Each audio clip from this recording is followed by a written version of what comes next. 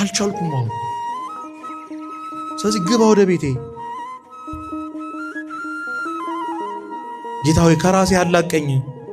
ለራሴ ጥሩ ጌታ ጥሩ ባሪያ ልሆን አልቻልኩም። ጥሩ ጌታ ልሆን አልቻልኩም። ጥሩ መሪ ልሆን አልቻልኩም። ለራሴ ሰውነት ለገዛ ሰውነት ጥሩ እረኛ ልሆን አልቻልኩም። የገዛ ህይወቴን ለማስተካከል እንኳን በትክክል እየኖርኩ አይደለም። ስንፍና ይዞኛል። መሽቷል። ነገሮች ጨልመዋል። ሞት ሞት ነው የሚሸጥ። ራስህን አጥፋ አጥፋ ነው የሚለኝ በተለይ በዚህ ዘመን። ስለዚህ ጨልመዋል። እኔ ምንም ተስፋ የለኝም። እግዚአብሔር የሚታየኝ ተስፋ የለም።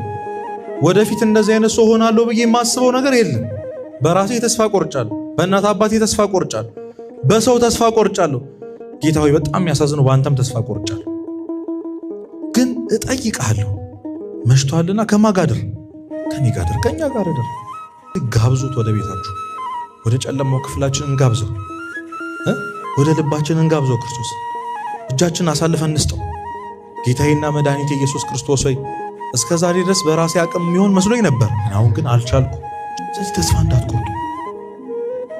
በየትኛውም የህይወት መንገድ እግዚአብሔር የማያሳልፈው የማይሽረው ቁስል የለም። መማር ያስፈልጋል።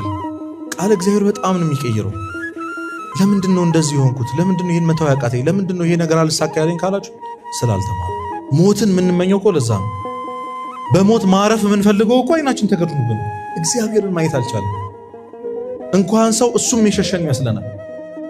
እንኳን እናትና አባቶቻችን እግዚአብሔርም የተወን ይመስለናል። ጊዜው ያስፈራል።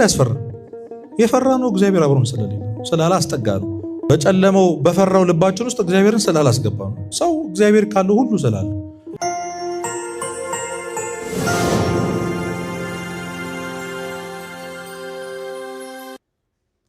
ቅድም እንዳልኳችሁ እንደ ሙዳችን ነው የምንቀያየረው። ከደበረን እንተዋዋለን፣ ደስ ካለን እናዳምጣለን።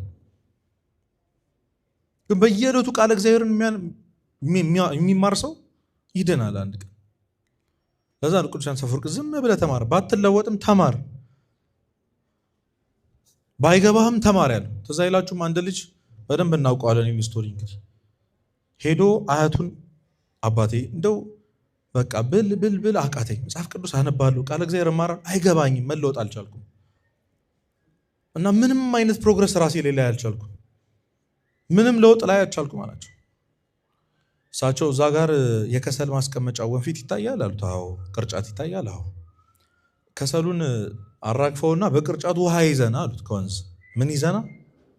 በቅርጫቱ ውሃ ይያዛል። ለምን? ስለሚያፈስ አይደል? ብዙ ቀዳዳ ስላለው። እንዴ አባቴ አይዝም እኮ ዝም ብለህ ሞክር፣ እኔ ያልኩህን ነገር አድርጋሉት። ሄዶ ውሃ ይቀዝፍና እየሮጠ ይመጣል፣ መንገድ ላይ ያልቅበታል። ተመልሶ ሄድና አሁንም ከወንዙ ይቀዝፋል፣ እየሮጠ ይመጣል፣ አሁንም ያልቅበታል። ቀኑን ሙሉ ሞከረ። ይሄ የማይመስል ነገር ነው ብሎ ሄደ። እሳቸው ጋር አባቴ ሞከርኩ አቃተኝ። መጀመሪያ የማይመስል ነገር ነው ሞከርኩት። ደግሞ የጠየኳቸው ጥያቄ ሌላ፣ እርሱ ያዘዙ ትእዛዝ ሌላ። ምን ያገናኛል? እስኪ ያዝከውን ቅርጫት ተመልከተው አሉት። ቅርጫቱን ሳየው በጣም ንጹህ ሆኖበታል። መጀመሪያ ምን መያዣ ነበር አልኳችሁ? ከሰል አይደል? ከሰል መያዣ መቼም ይጠቁራል። እየዞረ ውሃ ሲያረግበት ሲመላለስ ቅርጫቱ ምን ብሏል? ጽድት ብሏል። የተማራችሁት ቃል እግዚአብሔር አይምሯችሁ ውስጥ ላይቀመጥ ይችላል። ዛሬ የተማርነው ትምህርት ምንም ነገር እንዳልሰራ ዝም ብለህ ተማር። የውሃ ጠብታ፣ የማያቋርጥ የውሃ ጠብታ አለትን እንደሚሰነጥቅ ይላል ቅዱስ ዮሐንስ አፈወርቅ። የማያቋርጥ ቃል እግዚአብሔር የደነደነው ልብህን ይሰብርልሃል፣ አንድ ቀን ይሰነጥቅልሃል። አንድ ቀን እግዚአብሔርን መውደድ ትችላለህ።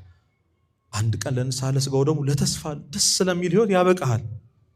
ስለዚህ ዝም ብለህ ምን በል ተማር። ስለዚህ በየቀኑ ቃል እግዚአብሔር መስማት ያስፈልጋል። አዎ አልገባንም እኮ ጥያቄያችን ራሱ ምን እንደሆነ ላናውቅ እንችላለን። ግን መማር መቀበል ያስፈልጋል። ከማታውቁት ሰው ተማሩ። ልክ እንደነዚህ የኤማሁስ መንገደኞች አልናቁትም። ደግሞ ስለ ክርስቶስ አንተ ልትነግረን ነው ወይ? 3 ዓመት ከምናምን ወር እኮ አብረን ነበር ከሱ ጋር። በዋለበት ስንውል ባደረበት ስናድር ነበር።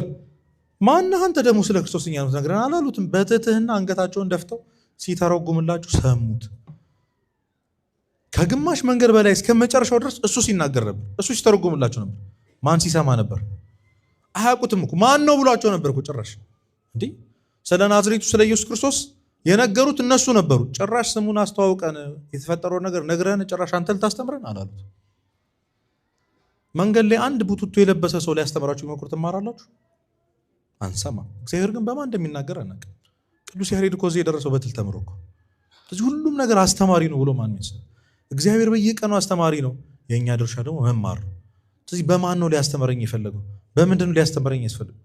ዛሬ እግዚአብሔር በዚህ ቀን ውስጥ ማታ ቤታችሁ ስትገቡ እግዚአብሔር ምን ሊለኝ ሞክሯል? ምን ሊያስተካክል ተናግሮኛል ማለት ያስፈልጋል። ቅድም በጸሎት ስንከፍት ምን አለን? የዕለት እንጀራችንን ስጠን መቼ? የዕለት ማለት ነው አይደለ? ይህንን ጸሎት ሁሌ እንደግመዋል። ዛሬ በልታችኋል አልበላችሁ? ስለዚህ ጸሎቱ ሰምሯል ማለት ነው። ግን ክርስቶስ በትክክል የዕለት እንጀራችሁን ያሉ የሚበላውን እንጀራ ብቻ አይደለም። የመጀመሪያው ስጋና ደምህን እማያስርበውን ከበላ ነው በኋላ ከጠጣ ነው በኋላ እማያስጠማውን ስጋና ደምህን ምን በለኝ ስጠኝ ነው። የህይወት እንጀራ ስጠኝ ስንለው ዛሬ ቅዳሴ ተቀድሶ የክርስቶስ ስጋና ደም ተፈቷል አልተፈታም? ተዘጋጅቷል። አያችሁ፣ የጠየቅነውን ሰጥቶናል። እኛ ግን አልተቀበልንም። እንጀራዋን የሚጠቅመንን ብቻ በላን። ዛሬ ቁርስ ምሳችንን የሰጠንን በልተናል። የህይወት እንጀራ የተባሉ ሌላኛው ቃለ እግዚአብሔር ነው። ምን አልኳችሁ? እስኪ ቃለ እግዚአብሔር በሉ። ይሄንን ዛሬ ጠዋት ጠይቃችሁት ነው ዛሬ የሰጠን። ስለዚህ ነገም ያን ጸሎት ስንጠይቀው የዕለት እንጀራ በሰጠን ቁጥር ስጋና ደሙንም የእሱንም ቃል ይሰጠናል። መቀበልና መብላት የኛ ድርሻ ነው። እንዴት እንደሚያስተካክል ደግሞ የተማረ ሰው ያውቀዋል። ለዛ ነው ልባቸው የተቃጠለባቸውን አላወቁትም። ማን ነው ይሄ ሰው እያሉ ነው። ስለዚህ ካገኘነው ነገር መማር ያስፈልጋል። እግዚአብሔር ከሁሉም ነገር ትምህርት ያመጣል። ሁሌም በየቀኑ ያስተምራል። ሁሌም ስብከት። አሁን ደግሞ እንደኛ ዘመን እኮ ሰባኪ የበዛበት ጊዜ የለም። ሁሉም በጣም ብዙ መምህራን አሉ። ድንቅ በእጃችን እኮ አለ ትምህርት ቃል እግዚአብሔር። የድሮ አባቶቻችን እኮ ትላልቅ አባቶች ጋር ሄዶ ለመማር እኮ ስንት ኪሎ ሜትር ነበር በእግራቸው የሚሄዱት። እኛ እኮ ቤታችን መማር እንችላለን። ከዚህ በላይ ምን ኦፖርቹኒቲ ያለ? ወንጌል በዓለም ሁሉ ይሰበካል የተባለው ትንቢት እኮ ተፈጽሟል። ያልተሰበከበት ቦታ አለ እንዴ? ክርስቶስ ስም ያልታወቀበት ቦታ አለ? የለም። እዚህ መማር ያስፈልጋል። ቃል እግዚአብሔር በጣም ነው የሚቀይረው። ለምንድን ነው እንደዚህ የሆንኩት? ለምንድን ነው ይሄን መተው ያቃተኝ? ለምንድን ነው ይሄ ነገር አልሳካ ያለኝ ካላችሁ ስላልተማሩ። ያስተማራቸው መጨረሻም ሲደርስ መሸ፣ ጨለመ።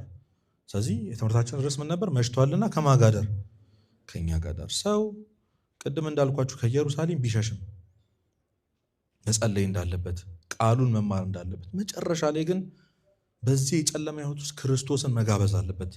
እግዚአብሔር ማንንም ሰው አስገድዶ አይምርም። ማንንም ሰው አስገድዶ ወደ ኢየሩሳሌም አይመልስም። ማንንም ሰው አስገድዶ የራሱ አያደርግም። እግዚአብሔር ለሁላችን ነፃ ፍቃድ ሰጥቷል። ያንን ማድረግ የምንችለው መዳን ከፈለግን መዳን የምንችለው ማንን ያንን። ስለዚህ ጋብዙት ወደ ቤታችሁ፣ ወደ ጨለማው ክፍላችን እንጋብዘው፣ ወደ ልባችን እንጋብዘው። ክርስቶስ እጃችን አሳልፈን እንስጠው። ጌታዬና መድኃኒቴ ኢየሱስ ክርስቶስ ሆይ እስከ ዛሬ ድረስ በራሴ አቅም የሚሆን መስሎኝ ነበር፣ አሁን ግን አልቻልኩም። ችላችኋል? በራሳችሁ አቅም አልቻልኩም አሁን። ስለዚህ ግባ ወደ ቤቴ፣ እምነትን ጨምርልኝ፣ የሰጠኝን ነፃ ፈቃድ አሳልፌ እንድሰጥህ ከራሴ አላቀኝ በሉት። ጌታ ሆይ ከራሴ አላቀኝ። ለራሴ ጥሩ ጌታ ጥሩ ባሪያ ልሆን አልቻልኩም። ጥሩ ጌታ ልሆን አልቻልኩም። ጥሩ መሪ ልሆን አልቻልኩም። ለራሴ ሰውነት ለገዛ ሰውነት ጥሩ እረኛ ልሆን አልቻልኩም። የገዛ ህይወቴን ለማስተካከል እንኳን በትክክል እየኖርኩ አይደለም። ስንፍና ይዞኛል አይደል? ስክሮል ሳደርግ ነው የምውለው። ማመሻው ተኝቼ ነው ማለት መትጋት አቅቶኛል ለራሴ ህይወት እንኳን። ስለዚህ ከራሴ ምን በለኝ አላቀኝ። ከራሴ አላቀ የራስህ አድርገኝ፣ ያንተ ልሁን ጌታ ሆይ ማለት ያስፈልጋል። በነገሮች ሁሉ እጆችህ ይቅደሙልኝ ጌታ ሆይ።